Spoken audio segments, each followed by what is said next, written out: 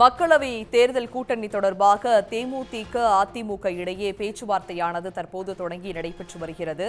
இது தொடர்பாக அரசியல் விமர்சகர் குபேந்திரனிடம் கேட்கலாம். வணக்கம் சார். அதிமுக தேமுதிக இடையிலான இந்த கூட்டணி பேச்சுவார்த்தை பற்றிய உங்களுடைய பார்வை.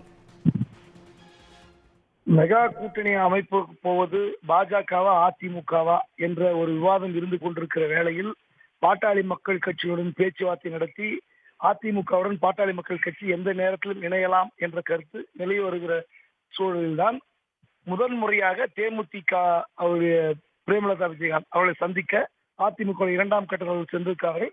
இது முதல் கட்டமாக அதிகாரப்பூர்வமாக வெளிவந்திருக்கிற செய்தி. எனவே அதிமுக பக்கம் பாட்டாளி மக்கள் கட்சி இணைய காத்திருக்கிறது. அடுத்து தேமுதிகவும் இணைய தயாராகி கொண்டிருக்கிறது. எப்படியும் ஒரு வலிமையான கூட்டணி அமைக்கிற அந்த பயணத்தில் எடப்பாடி பழனிசாமி மெல்ல மெல்ல முன்னேறி வருகிறார்.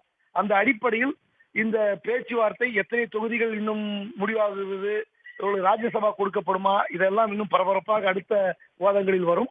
ஆனால் ஒரு நல்ல ஒரு துவக்கமாக அதிமுகவுக்கு எடப்பாடி அவர்களுக்கு இது ஒரு பெரிய பலமாக கூட அமைய வாய்ப்பு இருக்கிறது. அதிமுக தலைமையிலாக இந்த மெகா கூட்டணி அமைய வாய்ப்பு இருக்கிறதா? ஏனென்றால் தேமுதிக கேட்கிற அந்த இடங்களை அதிமுக கொடுக்க வாய்ப்பில்லை என்றுதான் தகவல்கள் தற்போது வெளியாகி இருக்கிறது.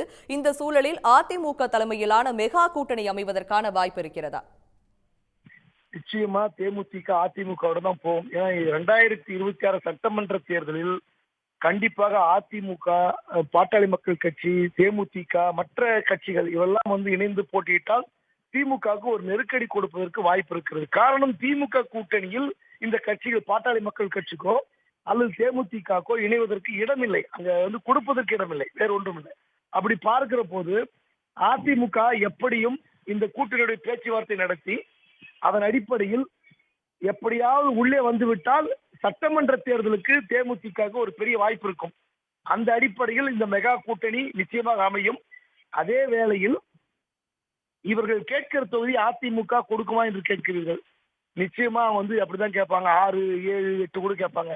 பாட்டாளி மக்கள் 10 கூட கேட்பாங்க. ஆனா சட்டமன்ற தேர்தலில் எத்தனை இடங்கள் அந்த கணக்கின் அடிப்படையில் தான் இந்த எம்பி மக்களவை தொகுதிகள் தீர்மானிப்பார்கள். அதனால் கேட்டதெல்லாம் கிடைக்கும் என்று யாரும் சொல்ல முடியாது. கண்டிப்பாக கடந்த முறை 2019 4 மக்களவை தொகுதிகள் கேட்டு பெற்றிருந்தார்கள். நிச்சயமாக அந்த 4 தொகுதிகளை கேட்கலாம். அந்த 4ல் 4 கொடுப்பார்களா அல்லது 3 கொடுப்பார்களா, இதெல்லாம் போக போக தான் தெரியும். ஆனால் ராஜ்யசபா சீட்டு பாட்டாளி மக்கள் கட்சிக்கு கிடைக்கிற அந்த வாய்ப்பு பாட்டாளி மக்கள் கட்சிக்கு அதிக வாய்ப்பு. ஆனால் அந்த வாய்ப்பு தேமுதிக கிடைக்கும் என்றால் அது கேள்விக்குறி.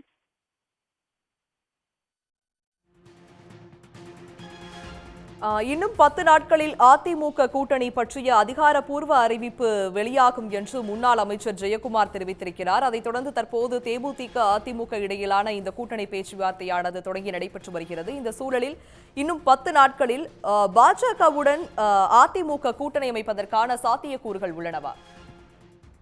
எனக்கு தெரிந்து 100% வாய்ப்பில்லை.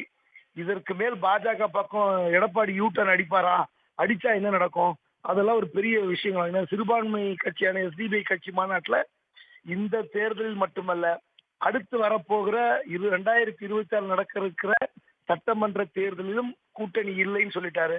அதன் பிறகு பல மேடையில கூட்டணி இல்லைன்னு சொல்லிட்டாரு. இந்த நிலைமைக்கு பிறகு பாஜக அழுத்தம் கொடுக்கிறது அல்லது வேறு பிரச்சனைகள் எதுவாக இருந்தாலும் அதிமுக பாட்டாளி மக்கள் கட்சி பக்கம் போவதற்கு வாய்ப்பே இல்லை என்று நான் கருதுகிறேன். உடனுக்குடன் செய்திகளை தெரிந்து கொள்ள சன் நியூஸ் பெல் ஐகானை கிளிக் பண்ணுங்க.